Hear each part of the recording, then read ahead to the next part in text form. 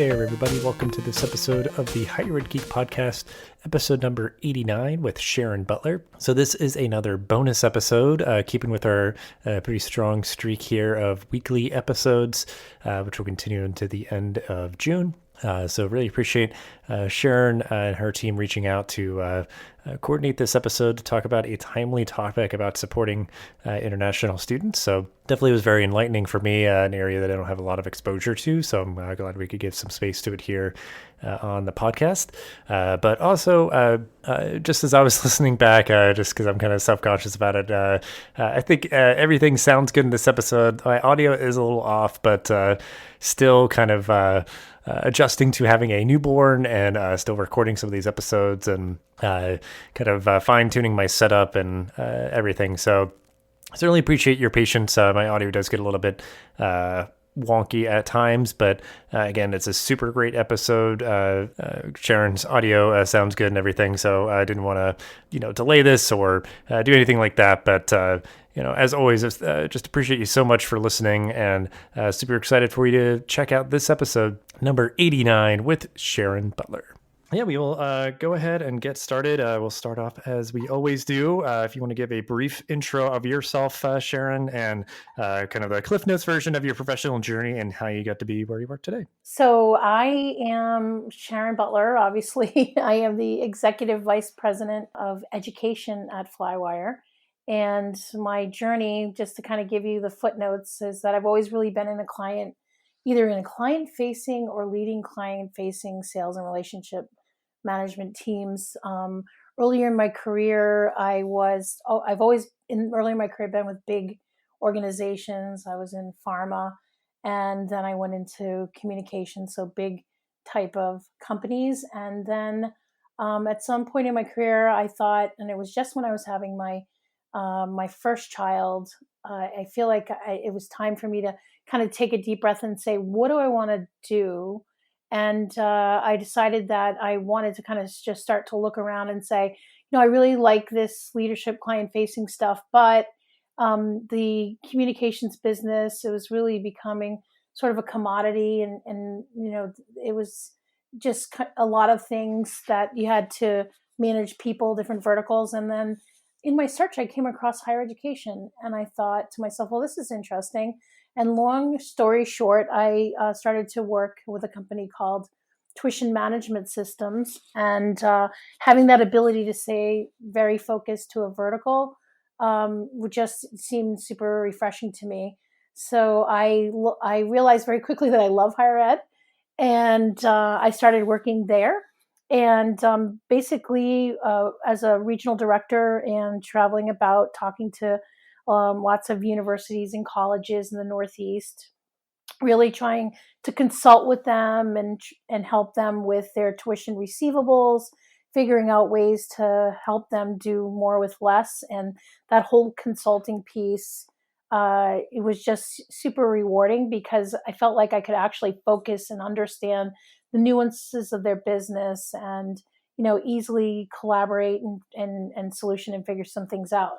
So as I was doing that, I got contacted by a gentleman named Iker Marcade. He was a student at MIT Sloan School of Business. He was an international student, and he was wanted to talk to me because he had heard that I had a really good reputation in the education business. And MIT had recommended that I speak to him because he was looking for someone that understood this side of the business of higher education, sort of navigating the business offices and financial services pieces of it. So I met with him. It's such a crazy thing when I think about it now. And he told me about his really bad payment experience. So at this point, I am working for this company. I am actually going in and consulting and talking about these universities outsourcing their tuition receivables so that we could help kind of take that workload off them and give their students a better payment experience, right? And in that process, the international student population was growing relatively quickly, and yet we weren't solutioning for them as a payer or a consumer. It wasn't even something I was thinking about, quite honestly, when I look back at that. So when Iker called me And as an international student, he told me that he wired $50,000 to MIT for his tuition, and he said it went missing. He used to say it got lost in the ocean, and it was quite shocking to me. So I was intrigued, and I met with him, and we talked about the fact that he took me through his process of paying. MIT had given him some banking wire information, and he sent the money, and it just went missing because of the way the systems were.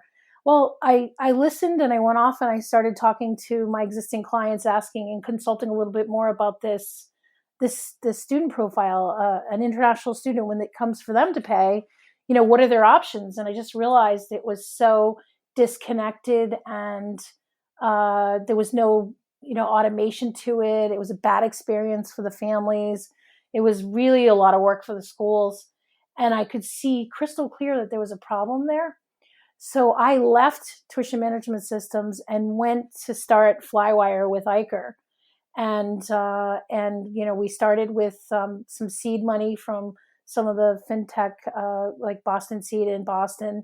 And we just decided to, like, I would take the school side of the business. He still is brilliant. He would focus on like the consumer experience and how we could improve that process. And then we just started this whole thing together. So that's in a nutshell how I ended up at Flywire, how I ended up starting this company, and then today we are leading provider of cross-border payments. We're based. I'm based here in the U.S., but I lead teams in offices, over 12 offices around the world. So it's amazing, like in the last 10 years, how quickly we've grown. Very cool. Yeah, and really interesting. I mean, certainly an area where I have a little bit of kind of ignorance. So I'm really excited to kind of explore it a little bit more. So I guess then, like, how would you kind of gave like the context of how Flywire came to be, which I really appreciate. So like, how would you kind of summarize like what exactly Flywire does, and then, like the type of higher ed clients you have, and then I guess to kind of just like sandwich it all together, like, in terms of that service that Flywire provides, like, what do you enjoy most about this work? Like, it's been a kind of a world that you've been a part of for quite some time. So like, what is it like in general, or, perhaps more specifically at Flywire, that you enjoy most about doing this type of work? Yeah, it's interesting when I talk about my who Sharon Butler is and my journey. Good 10 years of this now has been starting this company and growing it. So it blends into really my bio, because the bulk of my experience has really been building something from nothing. And I think that's been the biggest challenge, and also the greatest experience of my life, really, honestly. So what does Flywire do now? So we started off where we focused, looking at this bad payment experience from Iker, and we figured out a way to provide an excellent payment experience for international payers, giving them that ability to pay in their home country just like they were buying anything else, and helping on the school side give them an automated process of a way to reconcile all their payments. So taking workload off them and now providing a great payment experience for the students. And where we've evolved as a company is we're considered a high growth vertical payments company, and we work with organizations worldwide. And we like to say that we deliver on our clients, their customers' most important moments, right? So in education, it's the client's most important moments is the student's experience to want to go study in education. We've now opened up our journey into healthcare, and we're also doing some travel now too. So we're vertically focused.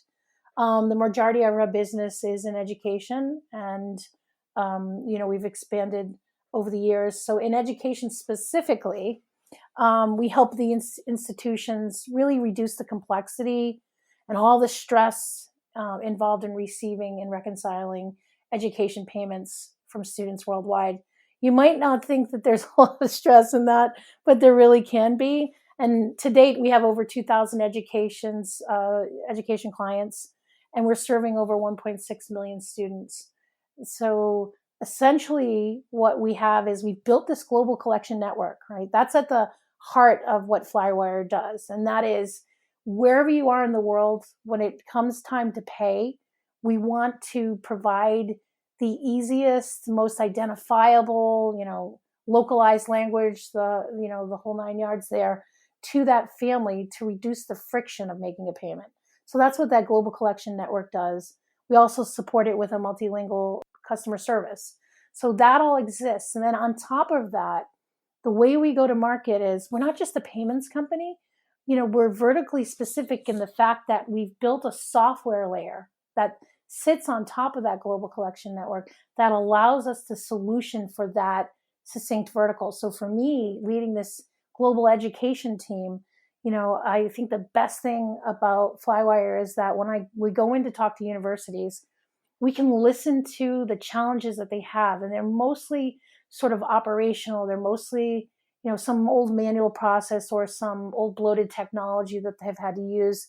As it relates to, let me just be clear on that tuition management receivable functionality that happens. And then we can use our technology and help improve their operations while also giving a better experience to the families and students that they serve.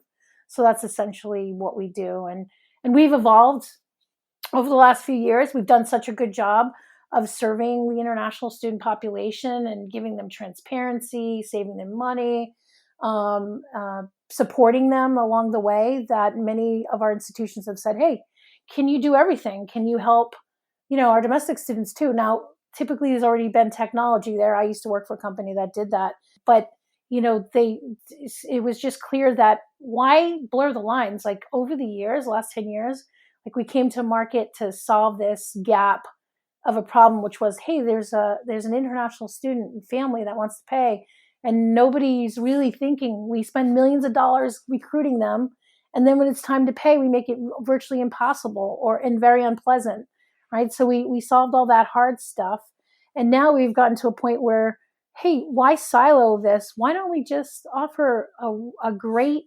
frictionless payment experience to all students? And that's really kind of where we journeyed. And I think the thing you said is, I think the question was like, what do you love about this? I absolutely positively, well, number one, I love higher education.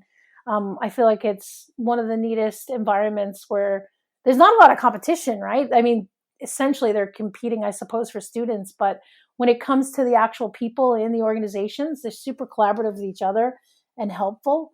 And so when I do my Flywire advisory boards or I talk to one university or another, they're all looking to solve a lot of the same problems.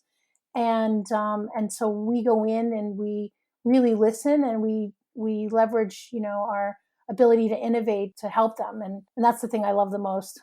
Yeah, and I hear that often from folks, certainly, because oftentimes like they've come up through maybe higher ed, and that's something that they've enjoyed about that. And still, when they start to work with colleges at a larger scale, like it's still just that collegial, collaborative atmosphere is always very much appreciated versus like other environments that may be more cold or cutthroat or something like that. But so yeah, I mean, and just that idea too of like, I mean, in so many ways, I mean, it's been, and it kind of mirrors I think something that people kind of accept more readily of like, cities and governments and that sort of thing. Like they're going to contract out to do a lot of work, and the colleges are kind of like little cities. And, in so many ways there's, these different tools and platforms and organizations that work to augment the work that, colleges do every day. And like you said, I mean, that's exactly where my head was going, was like, the idea of like this, tuition payment platform and, how that integrates, with the institution, but also like, you have like an international student pay, who a lot of institutions, are readily trying to recruit those students. They're like,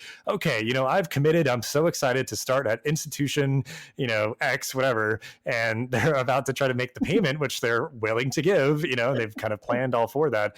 And yeah, like something crashes, something gets quote unquote lost, like, and just that idea of that being such a kind of sucker punch, like right in the gut for somebody who's like, wow, okay, well, because like, yeah, it should, like you said, like, the friction and stuff, like there should be none. Like it should just be smooth, and really just trying to be, really thoughtful to provide that kind of experience, because it's one of those things in so many parts of our life where like you shouldn't have to think about it, or you don't even notice it if it's working well, like they're not Mm-hmm. being, oh my God, that was such Mm-hmm. a great like payment system, like they're not maybe like thinking in that way. Yeah, It's like you didn't even exactly. have to think about it. It was that easy. Like it just was like, because I think, because I love like movies and TV. That's There's so many true. things with like, when you're producing video, it's like it should be so good you don't even notice it. Like it should just be so like seamless in terms of the editing and the music or whatever, like the sound editing. Like, but yeah, so that kind of segues, because again, like that idea of international student recruitment in particular, like that's something that's just a really Mhm. timely topic right now. There's been so many Right. disruptions, and obviously like you're kind of playing into the portion of they've committed to an institution and are making tuition and payments and those sort of things. So I guess like if you can give kind of like a super brief primer, as much as kind of your point of view Mhm. of like higher ed institutions or recruiting these international students, how has that worked traditionally? And I don't know, I guess like you can kind of just get ahead and sort of like how the status quo has started to change. We can kind of marry those two things Mm. together, like where were we and where are we now, like, and what's that kind of change been? Where we are now. So as it relates to recruitment, well, number one, in general, so much change in higher ed that they're making decisions by the minute now, which is very different, right? As it relates to higher education, usually things are slower, a little more bureaucratic in nature, but it's for the first time I'm really seeing institutions figure out like, hey, what do we need to do different and be more student first in nature rather than this is how we do it. So I think that's the overarching thing that I'm seeing. And then as it relates to international student recruitment, uh, the traditional, I mean, this has been impacted massively. And so traditionally, universities, so I have a global footprint. I have teams and all over the place. Outside of the US, the international student recruitment has really been super connected with the utilization of international education agencies. So they are organizations that market in country to international students and really do all that hand holding and help them identify where they might want to go and give that peace of mind to the parents to help them in that journey. And that really was a prominent way for it still is for students to be recruited in those countries. In the US, it's been different in the sense that they haven't been a massive uh, stakeholder, and I see that changing. Right, so typically in the U.S. you have international recruitment teams. They'll go in markets. They'll go to a lot of those big student. They set up a table and lots of students come through and they do recruitment that way, and they might work with consultants in market, or they connect with these new organizations that establish foundation programs and things like that. But right now there's a lot of concern for leveraging those ways to recruit students. So what you see, and I've actually done a few webinars in this past, is that schools are figuring out, hey, what do we need to know about working with international education agencies, like how do we navigate that, and how can we help reach out to this third party to start to recruit students. So that's been I think one of the bigger changes. In fact, we've recently built some technology to help with that. So I think the big concern over the years with regards to agents, using agents in the US, is sort of been like, oh, agents, maybe they're not good, they take advantage of students, when in fact there's a lot of good ones Mhm. out there, right? It's and but the big concern would be having the agents get in the money flow. So for us, we've been trying to provide some content around who they are, how do they help, and then also within our platform, because we're moving money, is how do we facilitate the movement of money from a student that's working with an agent, right? So make sure that everything is compliant and that sort of thing. So I feel like from what the conversations I'm in, a lot of the universities are trying to figure out how many things. Number one is, how do we continue to be able to recruit students? I think that's one. I think the other one is, how do we diversify our international student population?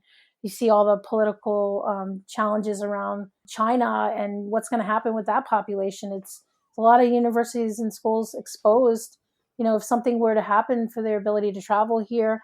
So you see them wanting to now look at new markets like Vietnam and Africa and India and things like that, and try to increase and not be so dependent on one country. I see that happening a lot as well. Yeah. And I guess, yeah. So, I mean, there's obviously like travel restrictions that are preventing people from doing those in-person events if they're doing them, in the Yeah. respective countries. And then, yeah, I mean, just like, I know generally like restrictions on, visas or different things. Like there's just, or I don't know, as much as like restrictions, Oh I yeah. think sometimes like just getting harder to get them or something, like it's just getting kind of bogged down. So Mm, yeah, it's interesting to see how, yeah, I'm sure that that's kind of a one thing is like, yeah, maybe we like try to diversify the countries because maybe it's like, well, we always get a lot of great students from a particular country. So they've like leaned into that a little bit more. It's like, well, mm. let's not put all our eggs in one basket kind of thing. So yeah, it's interesting. Yeah. Yes, yes. And I think the other thing too is that right now when you talk to the International Recruitment Office too, there's a map. I can share a link, Mm-hmm. after, like it's by state and what each university is planning to do for the fall. So that impacts it as well, right? So if a student is not able to travel here, and that's one of the reasons why we have a petition we can talk about later, if they can't get their visa interviews, they won't be able to travel. Then what is plan B? Or is there an in between plan? What if the the visa offices finally do open and then they can come? So these universities are not just planning for, like, are the international students coming or are they not? It's like, well, what if they can't come? Can we still facilitate that education that they started or want to start? And number two is, and then if that starts that way, what happens when they can travel? So it's like planning for like A, B, C, D. It's a Mm-hmm. ton of work, with things changing by the hour, by the Yeah. day. Yeah, that's a really good point. Well, I guess then kind of just I think you've mentioned a lot of this, but like, in terms of like the support that you're giving during this time to help with, that aspect of things is like, yeah, like trying to even like help uh, reassure an international student to even get to the point to be making, a tuition payment through your platform Mm, and, those sort of things. So I'm curious, like, with these type of like issues or thinking through all these kind of divergent kind of strains of like, well, if this, then that, and that sort of thing. Like, I don't know if you're kind of finding yourself in kind of a, thought partner role with institutional partners and those sort of things. Like anything else, I guess, that you're trying to do. Because I think one thing, we'll give a moment to right after this, but like talking about that petition and stuff like that, like, like trying to do some advocacy and that sort of thing. So anything else that you're doing to, mhm. help with, your institution partners during this time. Yeah.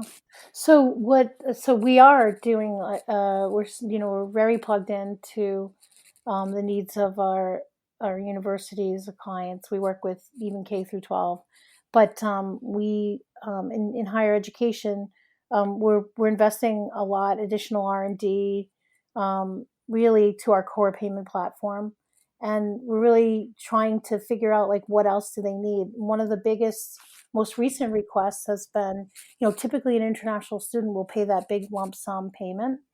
And now, like, and I've never really seen this before, with the idea of offering international families payment plans, right? So that maybe they can start to, like, make a commitment, pay some money, and then break it into some installments so that by the time they come, they have it paid. Because we're talking about this pandemic not just affecting, like, whether they come or not. Because a lot of them have committed to saying we're okay with starting online.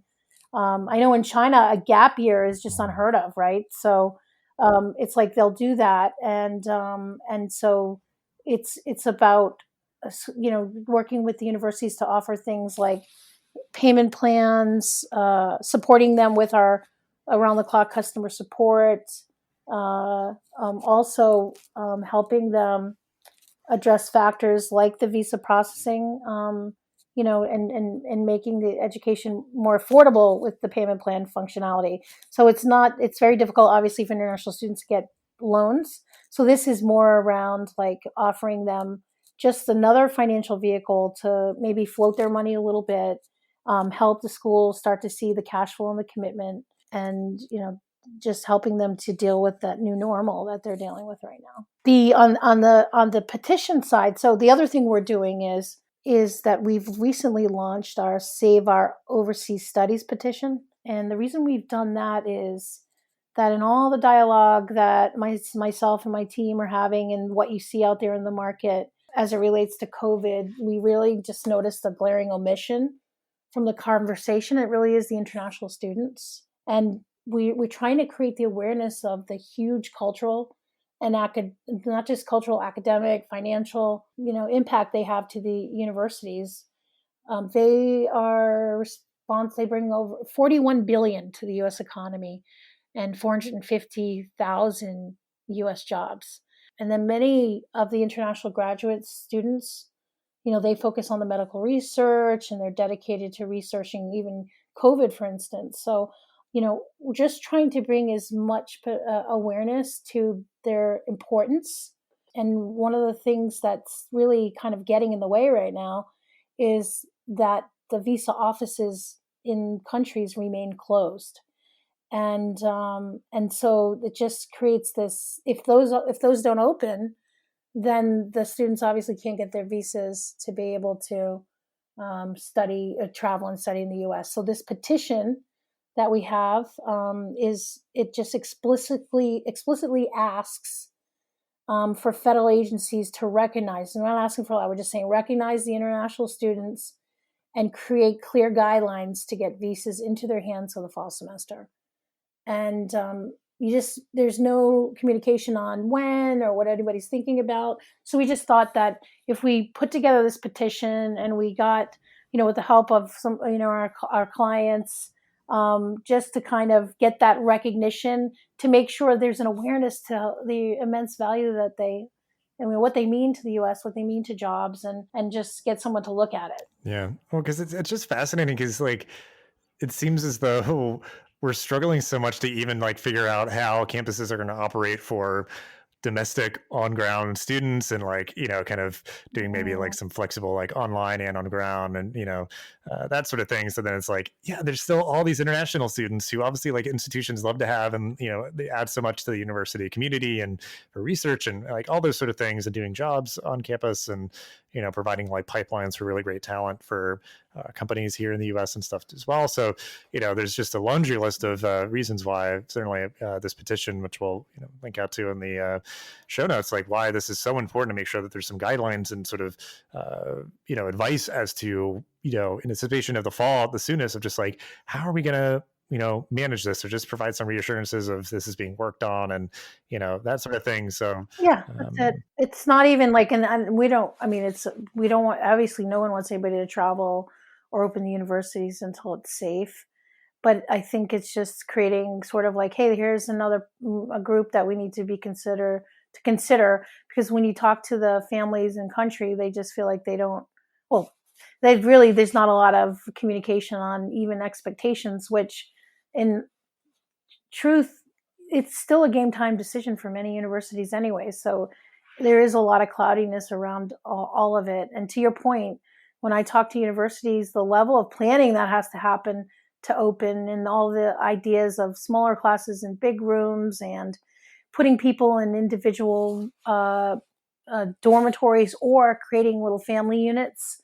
Every piece of the campus has to sort of be thought about. So tremendous pressure on the organization itself.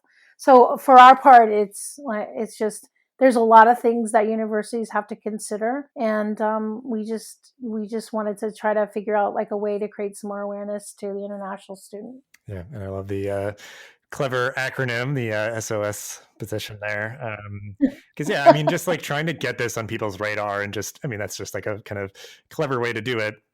But yeah, it's a really important topic. I think that this is something that maybe is just, this conversation, if it's happening in sort of the greater higher ed community, and sort of the zeitgeist, seems to be kind of sequestered off somewhere. I feel somewhat plugged in, and I'm not seeing a lot of it. Because again, it's still people just kind of trying to figure out what does the fall term look like for your kind of traditional, and again, you use air quotes here, the traditional on ground college student and that sort of thing. But there's obviously so much more, and hopefully, getting this on people's radar and kind of thinking through, okay, can we try to get some of this stuff figured out simultaneously versus like 100% of our focus is on this one certainly very important and large aspect of what the college experience is going to look like in the fall. But then it's like there's also a lot of other things I think is worthwhile to put some energy and effort into to just kind of sign on to things, like kind of add their voice to the collective voice to kind of really be trying to get some guidance and support or what like it something like trying to just get things going in a better direction. Yes, because we work, I think it's like everybody has their perspective too. And I think the place where we're focused education, all students, but the international student is, I think it's the impact to education itself. The reason why the international student population grew so quickly is not just because of diversity, but also they pay in full, right? There's really no discounting for them. There's no financial aid really. So these universities have been really built on that revenue stream as well. So there's a potential devastating impact to higher ed in general if we don't keep some focus to this, right? Mm-hmm. Absolutely. So then kind of just as we're starting to kind of wind down, like, with all that we've covered and just kind of, highlighted what's going on right now, what advice would you give kind of to your typical higher ed professional during this moment of just anything that could help make sure that they're keeping well informed or kind of doing the right thing to do right by their international students? So any advice that you would give? It's interesting. We're going to plan we are going to be running a webinar with the PDG group, Professional Development Group in Higher Ed, and it's really around the impact of COVID. And for the first time, we've got the International Student Office arm and the business office, the financial office together. And what I've noticed over the years is they've kind of operated very separately. And it just kind of occurred to me in these discussions when the bursars or financial services people are saying, wow, that's really good to know. Like, I didn't realize that. So even as we start to progress forward, there'll be nuances to different countries around the world on what their restrictions are, or can someone actually physically get to a bank? Someone mentioned there was a student who went back to China that had to spend 14 days in a hotel before they could get back out into and back into just getting home. And so this person was very concerned because they couldn't pay, right? They had something due. So she got involved and called the business office. But it's just it's an example of sort of the impact of what's happening globally. This pandemic is not just here in the US, it's everywhere. It's kind of mind blowing to think like I'm on the phone every day with someone from China or Singapore, or Spain, and we're all in our homes. Like, we're all in the same boat. And and then we'll all emerge out of this at different phases. So I think my advice, particularly to the student finance office, and that's really where we spend a lot of time, is, get connected with your international student office, understand sort of what's happening in the different parts of the world. And I think you have to be extremely flexible and open-minded and offer, the flexibility around payments and things like that, because it's just a very different time now. Yeah. And I think I keep saying this when we talk about stuff like this. It's just like, giving, your colleagues and, incoming students and that sort of thing, just like give them some grace, be patient, like be supportive, empathetic, and that sort of thing. Like, I think we all need a little bit of that right now. Just as we're trying to juggle a lot of just emotions and more obligations than we anticipated and those sort of things. So, so true.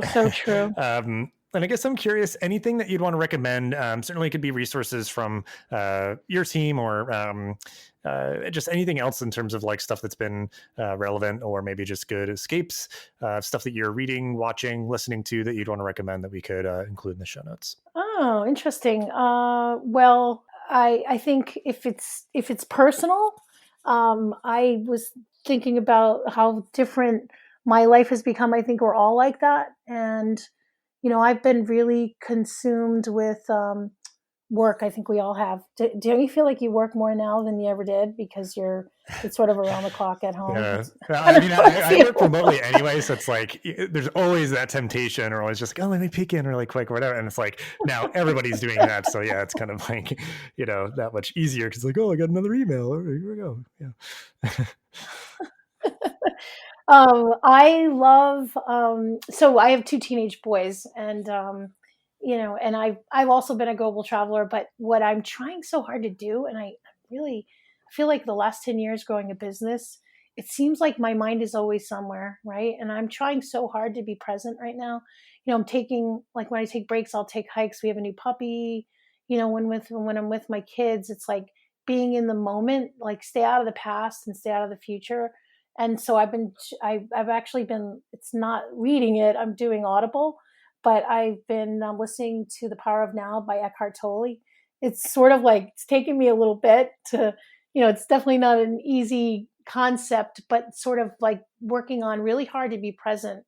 And I know you have a new child too, and I just feel like there's so many times that we're plugged into 1,000 different things, or we're worrying about so many other things, that it's we miss some moments now. And so I'm really working hard on that for myself. So if anybody's interested in kind of working on that, as far as music goes, typically I don't like my teenagers' music, but I'm loving this new Harry Styles album, the what is it, the Fine Line album, and it's really great. And then there's another artist, Louis Capaldi. Um, he's really great too. So I find myself trying really hard to, like, take a break from work, try to be as present as I can in my life outside of this, running this business, and listening to good music. I mean, it's just, it sounds like easy, but sometimes it's not that easy, right? Yeah. And interestingly enough, yeah, like as much as I listen to podcasts, I'm also a recent convert to audiobooks because, yeah, like I'm taking my dog out or like, just going to be bopping around. I can just like throw it on, listen to a couple chapters and all that because I'm usually awful about reading books. Like just being able to like sit down and kind of in that sense of like be present, just be like, I am here with this book right now. I'm like, my brain is like going warp speed and I'm like, I can't just like sit and read, but like, bite-sized chunks of an audiobook is like perfect. So Yes, exactly. I can even go to sleep with it. So I do like podcasts as well, and there's no question about that. I like that How I mhm. Built This. That's I think an NPR program that was pretty neat. So and then if there's anything as it relates to education, I think Inside Higher Ed is a great. I like look at that, the Pi News. I know the woman that started that a long time ago in the UK, kind of started a business the same. They're plugged into those international, stories and things that's happening there. And then NASA, National Association for Foreign Student, I don't think they're like a huge international organization, and that's all they focus on everything, all of the issues. So those are the big things that are important to be plugged in as it relates to international students. And our petition, if we can get some support on that, that would be Yeah. great. Because yeah, I think it's like as much as the news is overwhelming right now, it's like keep your eye on it. Like just be kind of aware of what's going on. You do not be to like be awash and sort of like drowning yourself in the fire hose of the news, but certainly like try to have that good balance of like, keeping aware of what's going on, but also like, yeah, be present, take time, to be with your Yeah. family or just like, relax and that sort of thing. And yeah, I mean, I guess in terms of Don't watch the news, maybe. yeah, Don't watch the news so much. yeah, I think yeah, like Inside Higher Ed, those it's just like skim, see what kind of is like the headlines, maybe read a couple of things really quick because like usually their stuff's not terribly long or like yeah, I know for me like No, it's simple. listening to the Daily when like or just like a 20-minute podcast of just like something that's going on right now, Yeah. like that's usually enough. But yes, and I think too, like it kind of our always ending on our final question here, like optimistically looking towards the future.